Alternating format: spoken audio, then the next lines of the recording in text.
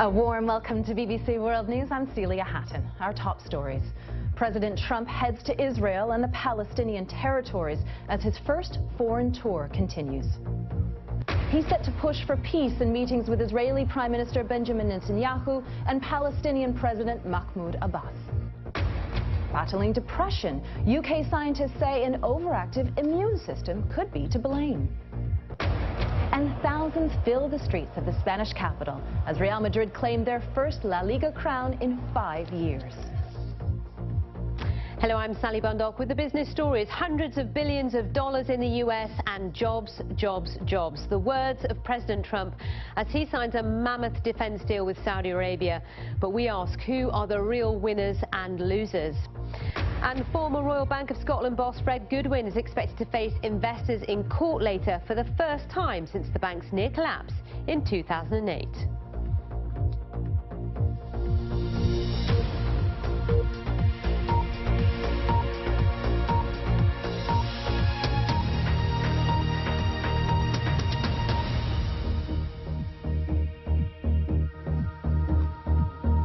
Hello. Iran has sharply criticized President Trump for signing a multi-billion-dollar arms deal with Saudi Arabia, Iran's main rival in the Gulf. We'll have more on that shortly. But Mr. Trump is now heading on to Israel and the Palestinian territories, where he hopes to revive the Middle East peace process. Jerusalem's status is a central issue in the Israeli-Palestinian conflict. Our correspondent Yolande Knell reports on the expectations of Mr. Trump's visit. A room with a view. From his luxury hotel suite, the US president will look out on a holy city at the heart of a decades-old conflict. Here, he'll head to one of the world's most important churches and take his family to this sacred Jewish site, the Western Wall. But Donald Trump isn't just stopping over in Jerusalem for a sightseeing tour. The businessman turned politician is coming in pursuit of what he calls the ultimate deal, to bring peace between Israel and the Palestinians. Israel's Prime Minister and his wife were early visitors to the Trump White House. And this month, the Palestinian president came over. I've always heard that perhaps the toughest deal to make is the deal between the Israelis and the Palestinians. Let's see if we can prove them wrong. An American Israeli led the local election campaign for Mr. Trump. The relationship with Israel has been repaired. I mean, again, 8 years of Obama, the American-Israel relationship was described as putting daylight between the United States and Israel. I mean, there's no daylight anymore. We're together as we should be. But what will the president say about settlements like this one, where Mr. Zell lives? They're seen as illegal under international law, but Israel disagrees. In Ramallah, Palestinians want Mr. Trump to show commitment to the idea of creating a Palestinian state. To move forward in a two-state solution, it starts with recognizing the state of Palestine and getting the boot of occupation off of our neck. That's something the U.S. could pressure Israel into doing if they would be serious about holding Israel accountable. There's official optimism here about President Trump's visit. But on both sides, there's also doubt about whether his unconventional, business-like approach can achieve a peace deal, where so many others have failed. Yolande Knell, BBC News, Jerusalem. Well, President Trump arrives in Israel in just a few hours for a formal welcome ceremony in Tel Aviv. Earlier, Iran's foreign minister issued a sharply worded response to Mr. Trump's accusation on Sunday that Tehran is fueling sectarian conflict and terror across the Middle East. Mohammad Javad Zarif mockingly described Saudi Arabia as a bastion of democracy and moderation. Here's what President Trump had to say in Riyadh. No discussion of stamping out this threat would be complete without mentioning the government that gives terrorists all three: safe harbor, financial backing, and the social standing needed for recruitment. It is a regime that is responsible for so much instability in that region. I am speaking, of course, of Iran. From Lebanon to Iraq to Yemen, Iran funds arms and trains terrorists, militias, and other extremist groups that spread destruction and chaos across the region. For decades, Iran has fueled the fires of sectarian conflict and terror. It is a government that speaks openly of mass murder, vowing the destruction of Israel, death to America, and ruin for many leaders and nations in this very room. And you can go to our website for more analysis and coverage of President Trump's trip to the Middle East. Just go to bbc.com/news or download the BBC News app. And now Sally is here with all the business news. Thanks a lot, Celia. We're also very focused on what President Trump is up to. As you were just hearing there, he's on his way to Israel now, the next stop on his foreign tour. Over the weekend, Saudi Arabia signed massive agreements with the US worth hundreds of billions of dollars. And, of course, many firms are impacted by this. So the deals are said to be worth more than $350 billion over the next 10 years, building on America's decades-long alliance with the world's largest oil producer. Of course, Saudi Arabia has been trying to diversify for some time its economy away from oil after crude prices slumped dramatically over the last 3 years. Among the US firms trying to work with Saudi Arabia's private sector now are the likes of Honeywell, Dow Chemical and General Electric. A key part of the agreement is a $110 billion arms deal, which the White House says is the single biggest in US history. It will supply a range of military items, including planes, ships, sophisticated radar and precision-guided bombs. The arms deal is part of a tough stance that Mr. Trump appears to be taking on Iran, a move that will please Saudi Arabian officials. It's in sharp contrast to his predecessor, Barack Obama, who in 2015 signed the nuclear deal with Iran. We'll have analysis on all of that in World Business Report. Also, former Royal Bank of Scotland boss Fred Goodwin, you can see him here behind me, is expected to face investors today in a court in the UK for the first time since the bank's near collapse in 2008. Some 9,000 people who lost money on shares are demanding $678 million in compensation from the bank and 4 former directors, including Mr. Goodwin. They say they were misled over the bank's financial health in the run-up to its $58 billion government bailout. The bank and former directors deny any wrongdoing. So we'll have more on that. And also we'll take you to France because we're looking at the tech sector in particular there, what innovation. So I will see you later for World Business Report. Thank you very much, Sally. Well, let's take a look at some of the other stories making the news. Swiss voters have backed major changes to the country's energy policy in a referendum that will see the gradual phasing out of nuclear power. No specific date has been set for the decommissioning of the country's 5 aging nuclear plants, which currently supply a third of Switzerland's energy needs. Brazilian police have arrested nearly 40 people for drug trafficking offenses in central Sao Paulo, where crack cocaine has been sold and consumed freely. Dozens of addicts reacted by vandalizing cars and looting shops. And jury selection begins for the trial of the American entertainer Bill Cosby later. The 79-year-old stands accused of sexual assault. Andrea Constand alleges he drugged and molested her in 2004. Mr. Cosby maintains he's innocent. Scientists in the UK are investigating whether many cases of depression could be triggered by an overactive immune system. Researchers are exploring whether some anti-inflammatory drugs might help certain patients. Our medical correspondent Fergus Walsh has this special report.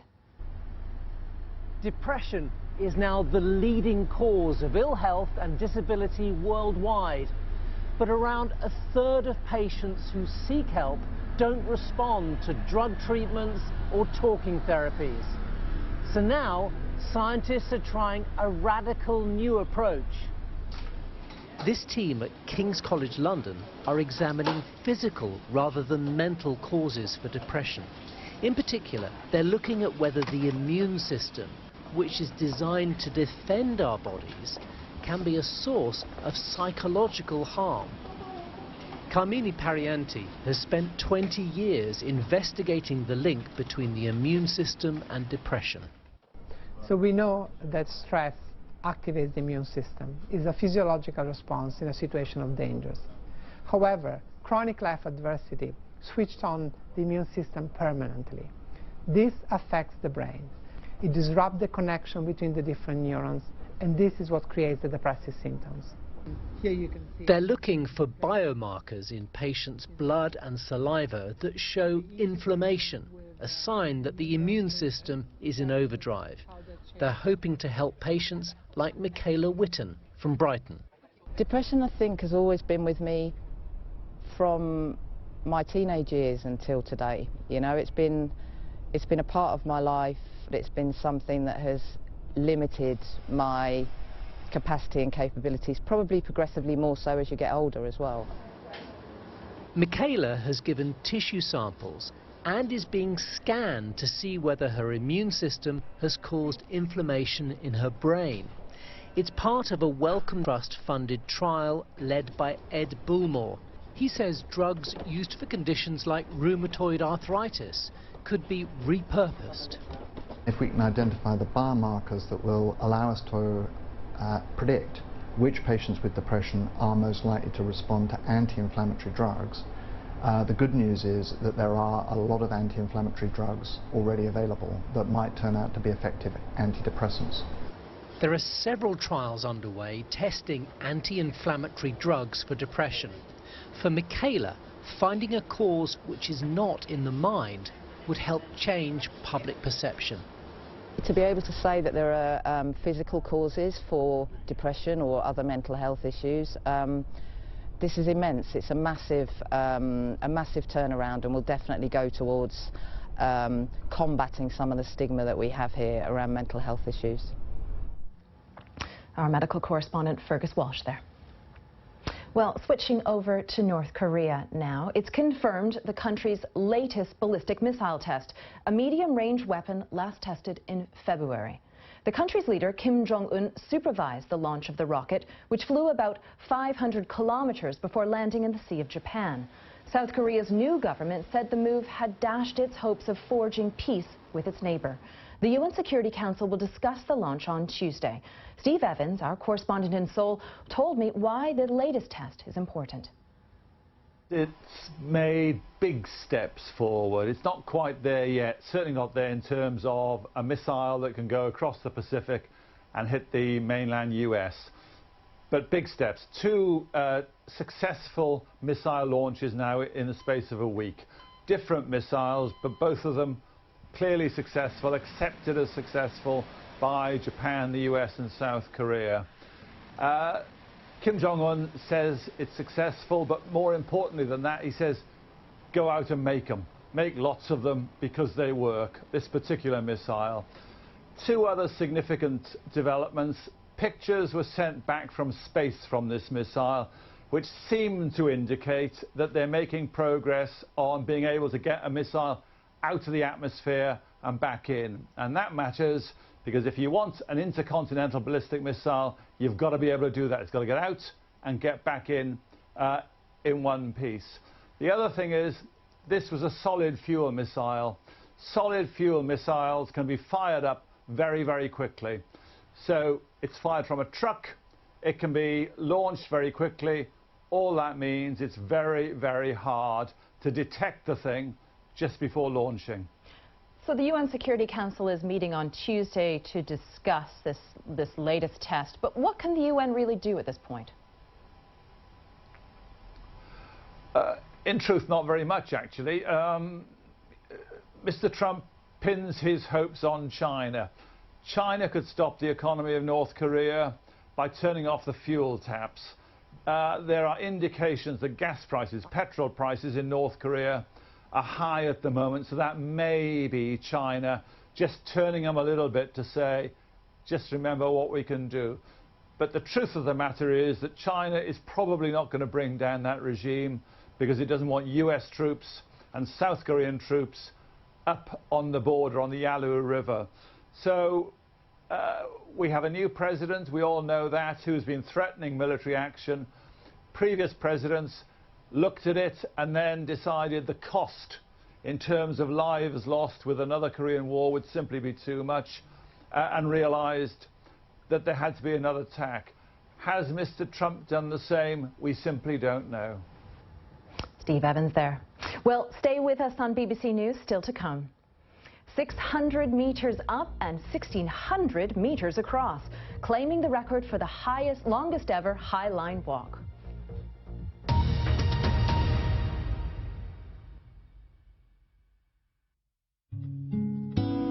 This morning, an Indian Air Force plane carrying Mr. Gandhi's body landed in Delhi. The President of India walked to the plane to solemnly witness Mr. Gandhi's final return from the political battlefield. The polling stations are all prepared for what will be the first truly free elections in Romania's history. It was a remarkable climax to what was surely the most extraordinary funeral ever given to a pop singer. It's been a peaceful funeral demonstration so far, but suddenly the police are tear-gassing the crowd. We don't yet know why. The pre-launch ritual is well established here. Helen was said to be in good spirits, but just a little apprehensive. In the last hour, East Timor has become the world's newest nation. It was a bloody birth for a poor country, and the challenges ahead are daunting. But for now, at least, it is time to celebrate.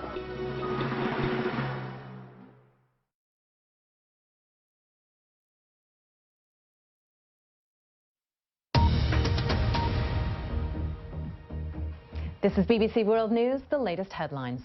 President Trump is set to push for peace as his first foreign tour continues in Israel and the Palestinian territories.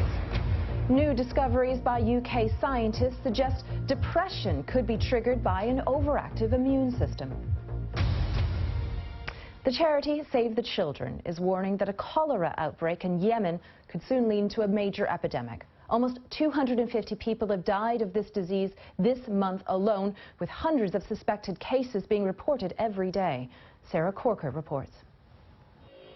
2 years of war have left Yemen in the grip of a humanitarian crisis.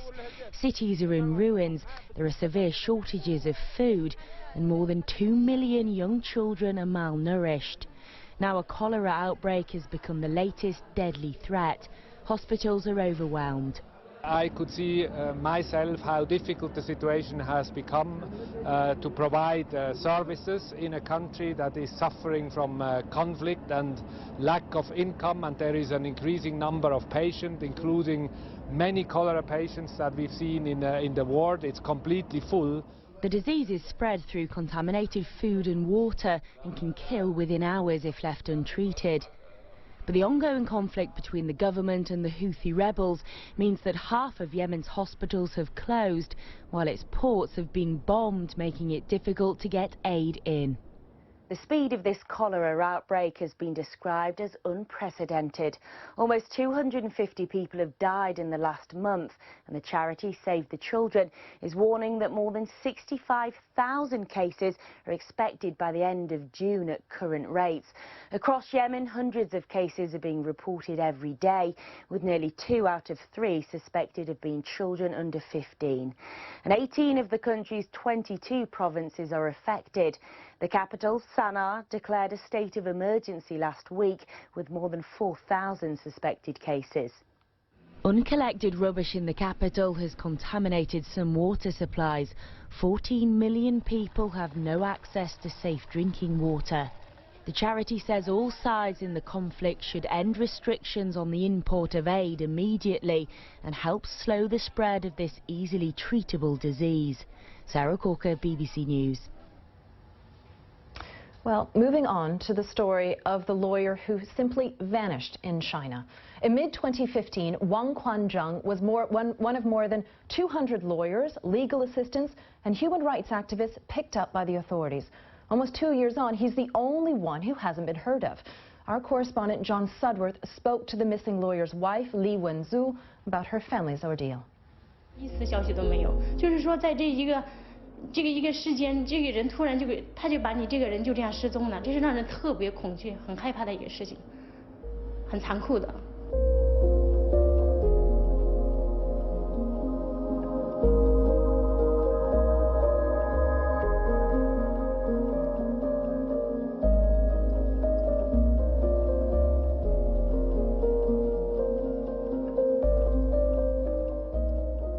就就是这近2年的时间，我给我的丈夫所聘请的律师一直是没有让他会见，没有让他与他有这个通信权，就是剥夺了他所有的权利。Is it a sign perhaps that the authorities see his case as more serious?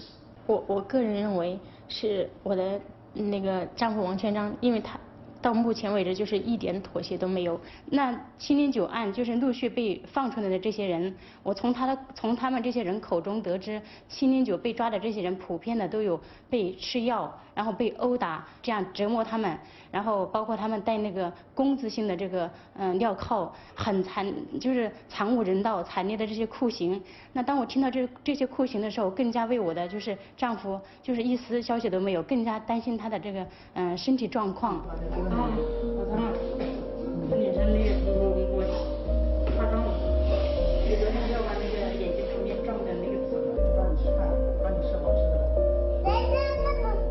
我跟乔玲姐嘛，一直是一起维权，包括我现在暂住在她家已经1个多月了。那我的儿子跟他的女儿一直是在一起。现在姐姐的爸爸回来了，他的爸爸还没回来，所以我孩子心理上就是影响特别大。你去找姐姐。到现在我很担心，很怀疑，那我的丈夫他的身体是不是因为酷刑被折磨的已经残废了，或者说这个人是不是已经不在这个人世了。That was John Sudworth speaking to Lee Wen-zhu. Well, over to football now, and Real Madrid are the Spanish champions again.